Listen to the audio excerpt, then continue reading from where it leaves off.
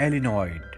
इस कहानी की शुरुआत में बताया जाता है कि एलियंस उन एलियंस को जो मुजरिम होते थे सज़ा के तौर पर अर्थ पर इंसानों के जिस्म के अंदर कैद कर दिया करते थे, और जब उन इंसानों की मौत होती थी तो उनके साथ वो एलियंस भी मर जाते थे। ये वक्त होता है सन 1380 एडी का, जहां पर एक औरत को दिखाया जाता है जो हवा में उड़ना शुरू हो जाती है। दरअसल इसकी बॉडी के अंदर एलियन कैद है और तभी यहाँ पर सिपाही आते हैं, वो इसके ऊपर हमला करते हैं। लेकिन इस औरत के चारों तरफ एक सुरक्षा कवच बना होता है, इसीलिए औरत को कुछ भी नहीं होता और इसकी बॉडी से तभी एलियन बाहर निकलता है। वो इन लोगों के ऊपर हमला कर देता है और एलियन इस वातावरण में जिंदा नहीं रह सकता। वो 5 मिनट से ज्यादा यहाँ पर सरवाइव नहीं कर सकता और तभी एक पोर्टल खुलता है जिसके अंदर से एक गाड़ी बाहर निकलती है। इस गाड़ी के अंदर एक रोबोट होता है जिसे एलियंस ने फ्यूचर से यहाँ पर भेजा है। इसका नाम गार्ड होता है। गार्ड के साथ एक दूसरा रोबोट डिवाइस भी होता है, ये भी एक रोबोट है। और अब गार्ड रोबोट उस एलियन पर हमला करता है जो औरत की बॉडी से बाहर निकला था, लेकिन एक बार फिर से वो उस औरत की बॉडी के अंदर चला जाता है। पर गार्ड रोबोट जो कि बहुत ही शक्तिशाली है, वो अपनी पावर से उस एलियन को खींच लेता है और जैसे ही एलियन उस औरत की बॉडी से बाहर निकलता है वो मरने वाली होती है। मरने से पहले वो गार्ड रोबोट को कहती है कि मेरी बेटी का ध्यान रखना, वो बहुत छोटी है। इसके बाद उस औरत की मृत्यु हो जाती है और अब यहाँ पर एक सिपाही आता है जो उस बच्ची के ऊपर हमला करने वाला होता है। पर तभी गार्ड रोबोट के साथ जो दूसरा डिवाइस रोबोट होता है वो इंसानी रूप में आ जाता है और उसे मारकर बच्ची को बचा लेता है। अब दोबारा पोर्टल खुलता है और ये दोनों के दोनों सन 2012 में वापस आ जाते हैं, जहां पर गार्ड रोबोट उस एलियन को जिसे वो उस वक्त से यहाँ पर लेकर आया है दूसरे एलियंस के साथ कैद कर देता है और यहाँ पर इनके पास टोटल 7 एलियंस है जो इनके कैदी हैं। गार्ड रोबोट जब बाहर जाता है तो देखता है कि उसके साथी रोबोट ने, जिसने इंसानी रूप लिया था, उसे बिना बताए बच्ची को भी गाड़ी में रख दिया था, जिस वजह से बच्ची भी अब इस वक्त में आ चुकी है। वो बताता है कि मैंने बच्ची को इसलिए रखा क्योंकि मैं इंसानों के बारे में जानना चाहता हूँ। और अब ये तय करते हैं कि ये इस बच्ची को खुद पालेंगे। वहीं हमें साल 1391 दिखाया जाता है, जहां पर एक जादूगर होता है, उसके पास 2 बिल्लियां भी होती हैं और एक दिन जादूगर को पता चलता है कि एक क्रिस्टल का चाकू है जिसके ऊपर बहुत ही बड़ा इनाम है। जो भी उसे ढूंढेगा उसे इनाम दिया जाएगा। जादूगर को एहसास होता है कि वो इस चाकू को देख चुका है, लेकिन बहुत याद करने पर भी उसे याद नहीं आता। जिसके बाद वो एक नजूमी के पास जाता है, जिससे उसे पता चलता है कि सबसे पहले वो बेशकीमती चाकू एक मछुआरे को मिला था, उसके अंदर हीरे लगे हुए हैं। वो मछुआरा लोहार के पास उन हीरों को निकलवाने के लिए ले गया, लेकिन बहुत कोशिश करने के बाद भी वो हीरे नहीं निकाल पाया। जिसके बाद उस चाकू को एक सिपाही ने खरीद लिया और अब वो उस सिपाही से मिलने के लिए जाता है। पर जब वो वहां पर जाता है तो देखता है कि वहां पर एक और आदमी आया है जो कि उसी सिपाही से मिलने के लिए आया है। इस आदमी के कपड़ों को देखकर साफ साफ पता चलता है कि ये भविष्य से आया है, ये एक फ्यूचर मैन है। और इस फ्यूचर मैन का दावा होता है कि वो चाकू जो कि सिपाही के पास है वो इस फ्यूचर मैन का है। वो उसे कहता है कि वो चाकू मेरे हवाले कर दो, और जब सिपाही मना करता है तो उस फ्यूचर मैन के अंदर से एलियन उस आदमी के ऊपर यानी कि सिपाही के ऊपर हमला कर देता है, जिससे सिपाही बहुत बुरी तरह से जख्मी हो जाता है। वो उस चाकू को निकाल कर फेंक देता है और अब सिपाही की मौत हो जाती है। और इससे पहले कि फ्यूचर मैन उस चाकू को उठाता, वहां पर नजूमी भी आ चुका होता है जिसे पता था कि चाकू कहां पर है। वो उस चाकू को उठाकर भागने लगता है, लेकिन फ्यूचर मैन उसे देख लेता है। वो उसका पीछा करता है, पर जादूगर उसे रोकने के लिए अपनी शक्तियों का इस्तेमाल करता है। इसके बाद फ्यूचर मैन और जादूगर के बीच में फाइट होना शुरू हो जाती है और तभी इनको एक एलियन शिप दिखता है। और जब ये उस एलियन शिप के पास जाते हैं तो देखते हैं कि नदी के दूसरी तरफ एक औरत है जो इन्हें देखकर वहां से भाग जाती है। इन्हें कुछ भी समझ नहीं आता कि एलियन शिप यहाँ पर कैसे आया और वो औरत जो भागी है वो कौन है। इसके बाद हमें दिखाया जाता है सन 2022 का वक्त, यानी प्रेजेंट टाइम, जहां पर वो बच्ची जिसे गार्ड रोबोट अपने साथ ले गए थे वो अब 10 साल की हो चुकी है, क्योंकि वो उसके वक्त से उसे सन 2012 में लाए थे और अब सन 2022 है। रोबोट अपनी बच्ची का बहुत ध्यान रखते हैं। बच्ची को भी पता होता है कि उसके जो पिता हैं वो एक रोबोट है। वो उनसे बहुत प्यार करती है, पर वो उनके बारे में और भी जानना चाहती है, इसीलिए अपने फोन को जानबूझकर ऑन करके वो गाड़ी में छोड़कर चली जाती है और वो अपने पिता की यानी कि रोबोट की बातें सुनने लगती है, जिसमें उसके पिता जो कि गार्ड रोबोट है वो दूसरे रोबोट से बात कर रहे होते हैं कि हमें एक एलियन को, जो कि एक मुजरिम यानी कि कैदी एलियन है, उसे इंसानों की दुनिया में लाना है और इंसानों के जिस्म में कैद करना है। इसके लिए हमें 107 इंसानों की जरूरत है, क्योंकि वो एलियन बहुत ही शक्तिशाली है। गार्ड एलियन जब गाड़ी से चला जाता है तो वहां पर उसकी बेटी आती है और वो अपना मोबाइल निकालने लगती है। तभी उससे एक बॉक्स खुल जाता है और ये वो बॉक्स होता है जिसके अंदर एलियंस को कैद किया जाता है। और इससे पहले कि वो एलियंस को गलती से आजाद करती, यहाँ पर गार्ड एलियन का जो दूसरा साथी होता है, जो कि एक रोबोट है जो कभी भी इंसान बन जाता है, वो आ जाता है और वो बच्ची को देखकर इंसान बन जाता है। इसके बाद वो उसे सब कुछ बताता है कि कैसे हम एलियंस को सजा देने के लिए इंसानों की बॉडी के अंदर कैद करते हैं। वो उसे ये भी बताता है कि हम तुम्हें पास्ट से लेकर आए हैं, हम पास्ट और फ्यूचर किसी भी वक्त में जा सकते हैं। तो अगले दिन गार्ड एलियन को और उसके असिस्टेंट को, यानी कि उसके साथी को जो अधिकतर रोबोट बनकर रहता है, एक हॉस्पिटल में जाना होता है। इसके बारे में इनकी बेटी को भी पता है, इसीलिए इनके पहुंचने से पहले वो उस हॉस्पिटल में पहुंच जाती है और वहां का वीडियो शूट करने लगती है। और तभी आसमान में हमें एक एलियन शिप को दिखाया जाता है, जो शिप से यहाँ पर एक अजीब सी चीज को फेंकता है, जो हॉस्पिटल के अंदर गिरने के बाद एक गोल्डन एग के रूप में बदल जाता है। और तभी उसके अंदर से एलियन के बहुत सारे टेंटिकल्स निकलते हैं, जो हॉस्पिटल में लगभग सभी इंसानों को पकड़ लेते हैं। गार्ड रोबोट की बेटी भी यहीं पर होती है, वो अपने आप को बचाती है। गार्ड रोबोट भी यहाँ पर आ जाता है। वो अपनी बेटी एन को देखकर हैरान होता है, लेकिन वो अभी अपने मिशन को पूरा करना चाहता है। और जब वो एलियंस के टेंटिकल 107 लोगों को पकड़ लेते हैं तो उनकी बॉडी में एलियन को ट्रांसफर करने के बाद वो वहां से चले जाते हैं। सब कुछ नॉर्मल हो जाता है, किसी को कुछ भी याद नहीं रहता। हमें एक बार फिर से 1391 का वक्त दिखाया जाता है, जहां पर जादूगर अपने साथी के साथ एक मंदिर में पहुंच जाता है, जहां पर मंदिर का रक्षक होता है। यहाँ पर पहले से एक हस्बैंड वाइफ आए होते हैं, जो उस मंदिर के रक्षक को अपनी बेशकीमती चीजें बेचना चाहते हैं। लेकिन मंदिर का रक्षक कहता है कि जाओ और पहले उस क्रिस्टल के चाकू को मेरे पास लेकर आओ। इसके बाद ये हस्बैंड और वाइफ अपने लोगों के साथ उस घर में उस आदमी तक पहुंच जाते हैं जिसके पास वो बेशकीमती चाकू है।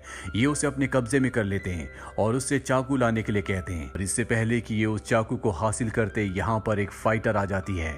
वो उनसे उस चाकू को हासिल कर लेती है, पर अब जब वो चाकू लेकर यहाँ से निकलना चाहती है तभी मंदिर का रक्षक यहाँ पर आ जाता है और वो उस लड़की को बेहोश करके चाकू हासिल कर लेता है। अब हमें एक बार फिर से सन 2022 का वक्त दिखाया जाता है, जहाँ पर गार्ड एलियन और उसका साथी अपनी बेटी एन को बताता है कि यहाँ पर बहुत सारे ऐसे भी एलियंस होते हैं जो कि बुरे हैं, जो इंसानों को नुकसान पहुंचाना चाहते हैं और हम इंसानों की रक्षा करते हैं। और अब दिखाया जाता है कि जो बुरे एलियंस होते हैं उनका एक स्पेसशिप धरती की तरफ आ रहा होता है, जो उन कैदी एलियंस को छुड़वाना चाहता है जिन्हें इंसानों की बॉडी के अंदर कैद किया गया है। और अब गार्ड एलियन और उसका साथी उन एलियंस को रोकना चाहते हैं और उनकी बेटी एन जिद करती है कि मैं भी आपके साथ आऊंगी, इसीलिए एन को भी ये अपने साथ ले जाते हैं। वहीं स्पेसशिप के अंदर से एक रेड एलियन निकलता है, जो एक पुलिस वाले के पास जाता है, क्योंकि इस पुलिस वाले की बॉडी के अंदर भी एक एलियन को कैद किया गया है और इंसानों की बॉडी के अंदर से किसी भी एलियन को बाहर निकालने के लिए एक खास चाबी की जरूरत होती है। और वो चाबी वही क्रिस्टल चाकू होता है जिसे सन 1381 में जादूगर हासिल करना चाहता है, जिसे मंदिर के रक्षक ने हासिल कर लिया था। और सन 2022 में वो क्रिस्टल का चाकू गार्ड के पास होता है। गार्ड भी इस जगह तक पहुंच जाता है जहां पर रेड एलियन है और गार्ड अपने रोबोटिक रूप में आ जाता है, जिसके बाद इन दोनों की एक घमासान फाइट होती है।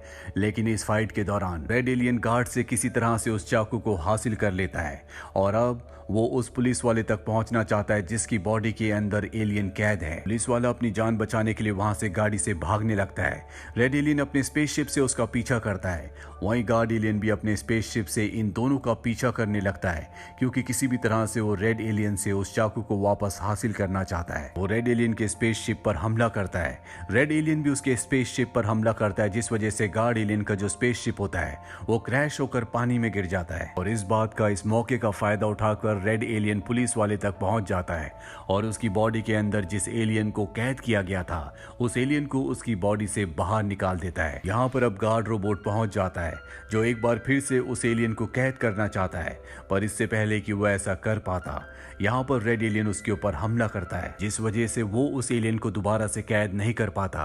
रेड एलियन का मिशन अब पूरा हो चुका है, इसीलिए गार्ड एलियन को पकड़ लेता है और एक जोरदार ब्लास्ट करता है, जिस वजह से गार्ड रोबोट यानी कि गार्ड एलियन बुरी तरह से जख्मी हो जाता है।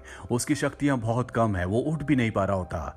और तभी उसका जो दूसरा रोबोट डिवाइस होता है जो इंसानी रूप में कभी भी आ जाता है, वो अपनी एनर्जी को, अपनी पावर को उसकी बॉडी में डालता है, जिससे वो एक बार फिर से होश में आ जाता है।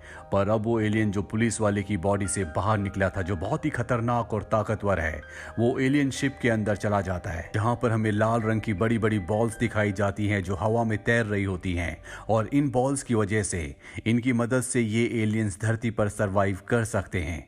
और अब ये एलियन अपने सभी साथियों को जो धरती पर इंसानों की बॉडी के अंदर कैद हैं, उन सबको आजाद करके अपनी एक आर्मी बनाना चाहता है। और इससे पहले कि वो अपने स्पेसशिप से यहाँ से निकल पाता, एक बार फिर से गार्ड रोबोट यहाँ पर आ जाता है जो एलियन के ऊपर हमला कर देता है।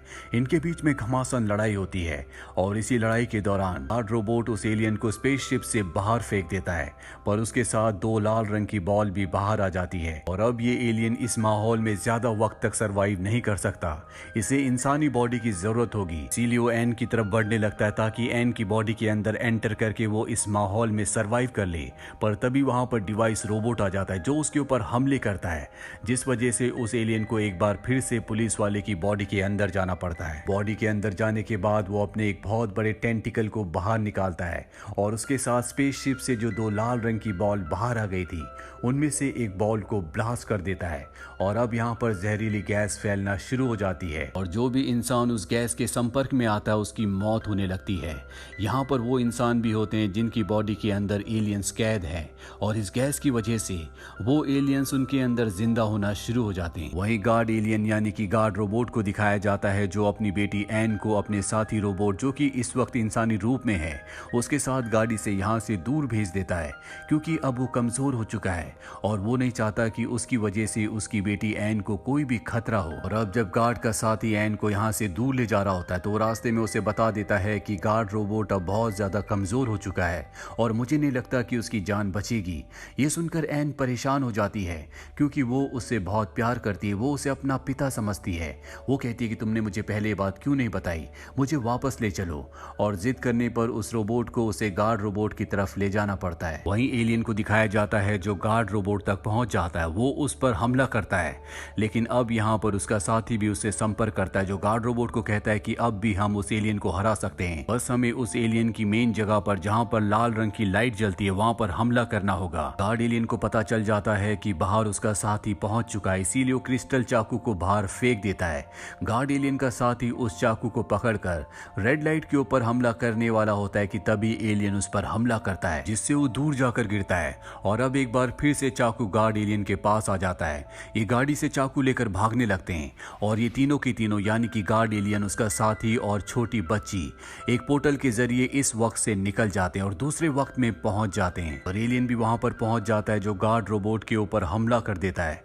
गार्ड रोबोट बहुत ज्यादा कमजोर है और अब एलियन गार्ड रोबोट को मारने वाला होता है कि तभी गाड़ी में बैठी हुई गार्ड रोबोट की जो बेटी है वो एलियन के ऊपर गोली चला देती है, जिससे उसका इंसानी जिस्म मरने लगता है। और तभी वो अपने टेंटिकल से गाड़ी के ऊपर हमला करता है और एन गाड़ी के साथ पानी में गिर जाती है। उसके पास क्रिस्टल चाकू भी होता है, वो चाकू उसके हाथ से छूट जाता है और पानी की गहराई में कहीं खो जाता है।